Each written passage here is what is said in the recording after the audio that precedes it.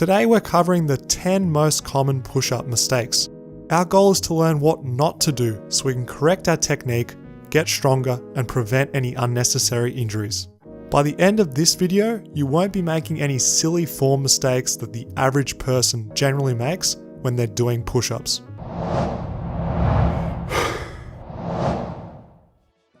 Let's start off by talking about range of motion. So in this example, the top half is perfect. We're seeing a full range of motion with the elbows extended straight. But if you look closely, you'll notice that my chest is not touching the ground. I know it looks really subtle and you might be thinking, oh, it's only a small range of motion loss, but you need to think over the course of a few reps, over the course of a set, this really adds up. I tend to notice that those that don't use an absolutely full range of motion with every single rep tend to have a hard time when it comes to full range of motion in general pushing exercises. Next up is a much more obvious reduced range. As you can see, it's a really clear difference here when missing that full range of motion and we're only doing a partial range. We're working that mid range of motion, avoiding a lockout and just focusing on the bottom. Especially when it comes to bodyweight exercises, using a reduced range of motion isn't great as we won't be getting stronger through the entire joint range of motion.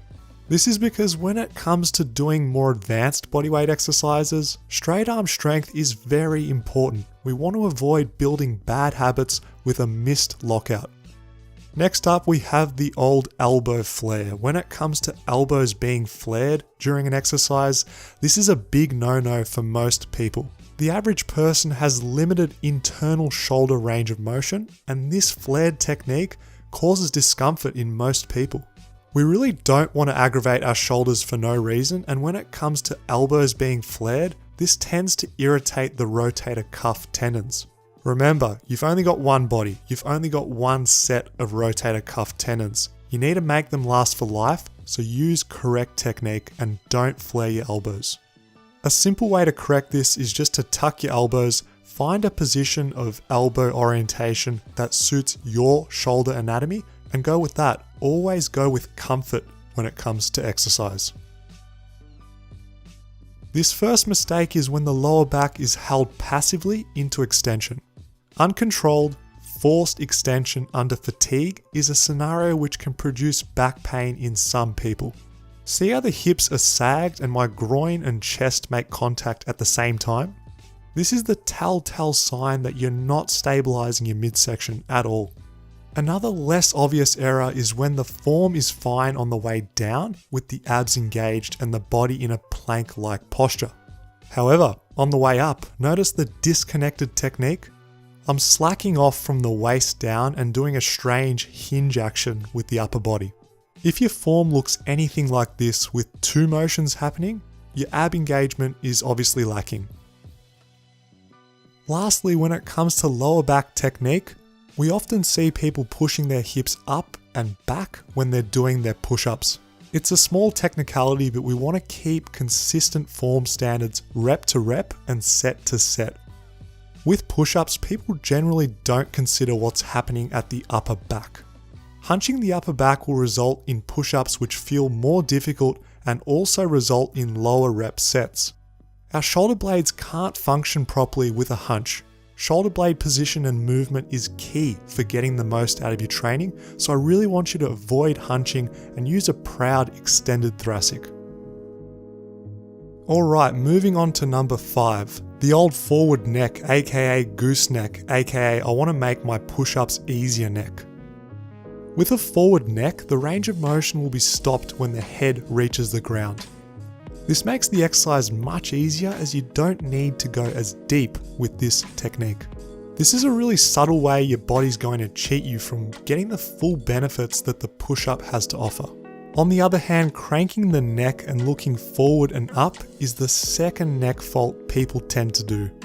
Your nervous system output is controlled at the level of the spinal cord and the brain. If you excessively extend the neck, you'll experience some degree of power reduction as a result.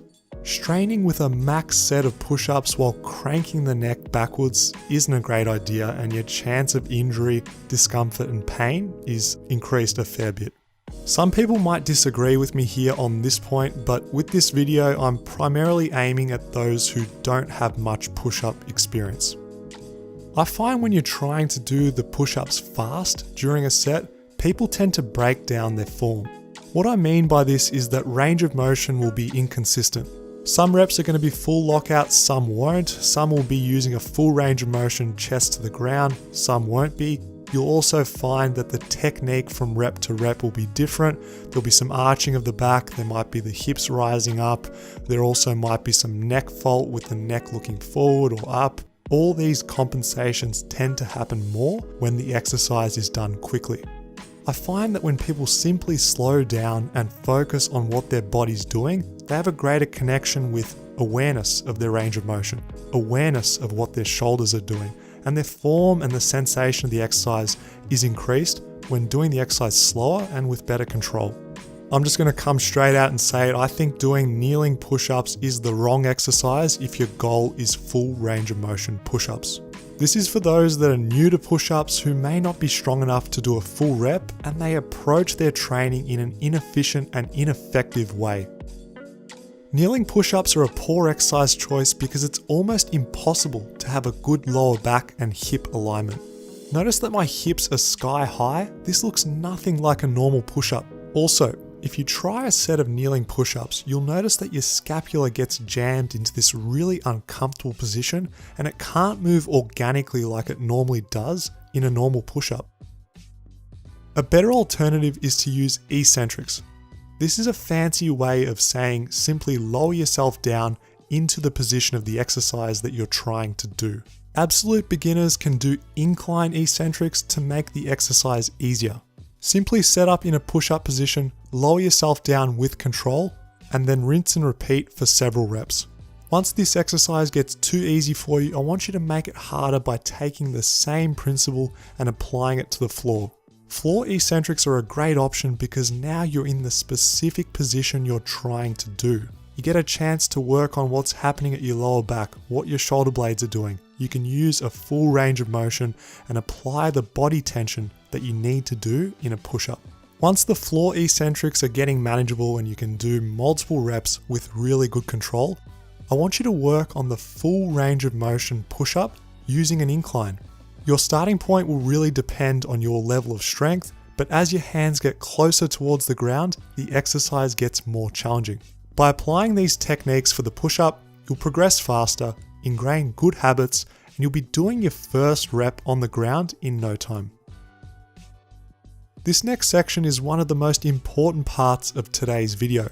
Whether you've been doing push-ups for years or you've just started your journey, I really want you to pay attention right now. First up is shrugged shoulders during the push-up. If your form looks even remotely like this, you definitely need to work on proper scapular positioning. The shrugged shoulders technique unnecessarily strengthens the scap elevators, which includes your upper traps and your levator scap.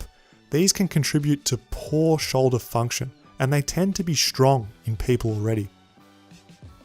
There's this really big misconception in the fitness world that the scapula needs to be glued into retraction during push-ups.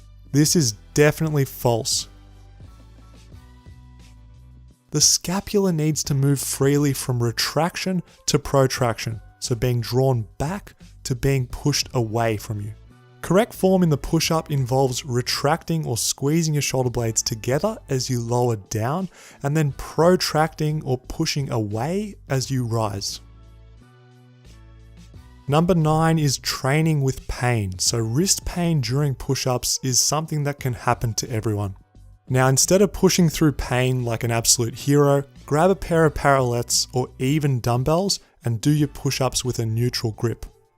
This is because when we use handles, we're in a more neutral wrist position with less wrist extension. This is compared to a floor push-up where we're in a fair bit more wrist extension, which can cause pain if you've got wrist pain already. I really wish I could get this message out to more people who have the goal of getting bigger and stronger.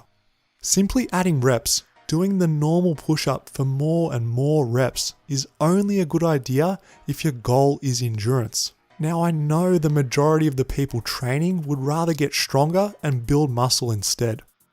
Guys, using a harder bodyweight exercise is the key. The archer push-up here is a great example of working towards the one-arm push-up. With bodyweight training, you've got a huge amount of exercise to choose from to keep you challenged and progressing over time. It's so important that you train in accordance with your goals and remember to aim for progress which matches those goals. Guys, if you enjoy my free content here on YouTube, I invite you to check out the Bodyweight Academy. This is the #1 resource for all things bodyweight and calisthenics. Go to fitnessfaqs.tv and learn how to master your body.